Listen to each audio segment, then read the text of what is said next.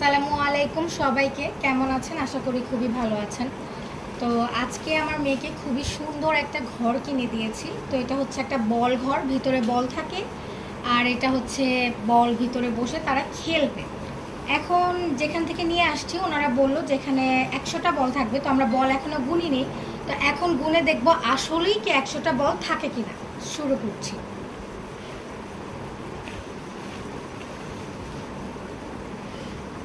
2 4 6 8 10 12 14 16 18 20 22 24 26 28 30 32 34 36 38 40 42 44 46 48 50 52 54 56 58 60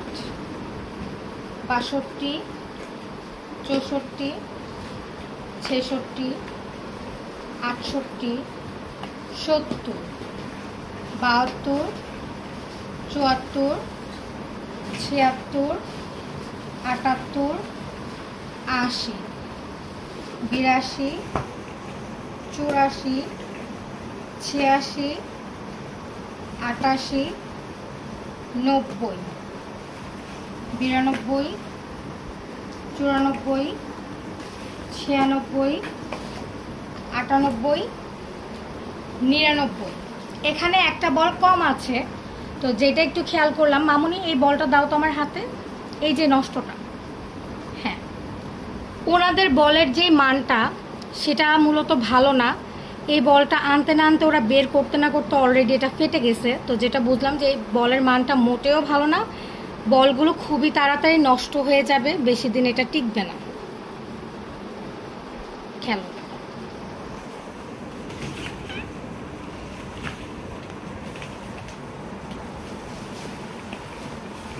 আমার মেয়ে খুবই খুশি এই ঘরটা আজকে পেয়ে। শুধু আমার মেয়ে না, আমার মেয়ে ছেলে দুইজনেই ভীষণ খুশি। সে ক্যামেরার সামনে আসতেছে না, একটু লাজুক, তাই।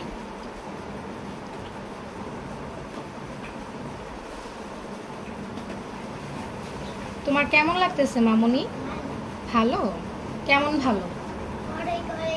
তাই, খেলো।